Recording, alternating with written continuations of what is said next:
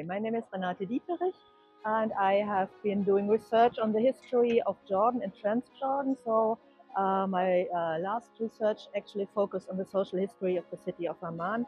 But for this symposium, I choose another issue or another subject, which I will introduce today, and that will be the history of a small village at the outskirts of Tunis in Tunisia. Yeah, for a very simple reason, it's my host country at the moment. I'm based there for about 4 years by now, so it's a kind of a tribute to this country. It is a very interesting event that brings together really experts from the Arab world that deal with the question of modernity and cultural heritage, a special focus, of course, on architecture. And I think this is the great advantage to have these people together. I mean, they know each other, this is for sure. They've worked with each other in the past. But to bring people together who have a deep knowledge and a deep understanding of the question and the issue is always a benefit in itself. And it brings about new topics, new questions, and they can, we can just exchange research results. Just this morning, we touched upon the issue or the question of authenticity.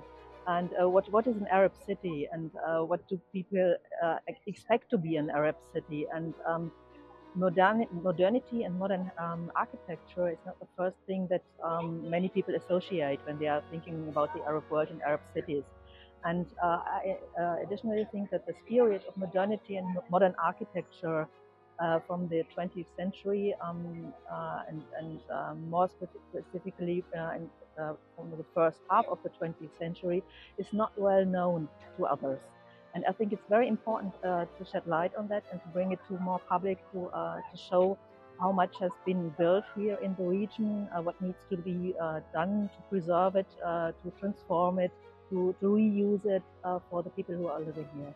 I think that the awareness is growing, and this is important, and this is also the point why symposiums like the one today are so important, because they put emphasis on this topic, and they explain why it is necessary and important also for national identity to look on this period in architecture. And of course, awareness can always be fostered, and you need more awareness for many issues in our world. But I think it's growing, maybe slowly growing, but you need to be specialists to learn more about the subject and become aware of the fact how rich the Arab cities are in that respect.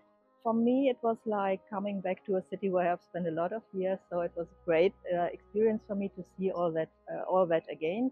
I mean, Amman is special like any other Arab city is special. I mean, there's no one Arab city like the other. It's special. And, an important thing here is the topography with the steeples and going down and uphill again. And it's always a pleasure to be in these older parts of the city, like downtown, like Jabal Aman, Jabal Hussein, Jabal Al-Wabir, and to see that even though things have changed a lot, it still contains a lot of the spirit that it used to have. There's a lot of building activity going on, and not everybody is convinced that conservation is a necessary issue in that. I mean, in many cases, developers believe it's easier or it gives more profit to demolish the old one to build something new. So the neighborhood will lose its character. So this is one of the threats I think we face. A second one is maybe migration. In many cities, you have the phenomena that houses are deserted because the owners live abroad somewhere, and they either don't want to care or they cannot care, or it's not clear who is the owner after the heritage rule. So yeah, definitely there are. I mean, they might come from places like this one. This means from academia, but they always need the support of the society. And in that respect, NGOs, social initiatives, neighborhood initiatives play a very, very important role. I mean, in the end, it's the neighborhood and the inhabitants of the neighborhood who have to decide how things should develop and how they would like their neighborhood to be, to live in. Well, as I said, it's a unique event to bring together all these experts on the subject, and they come from slightly different perspectives, or with slightly different perspectives, and they compare different parts of the Arab world with each other. So this is clearly a benefit. And on the other hand, as always, the outreach to the students.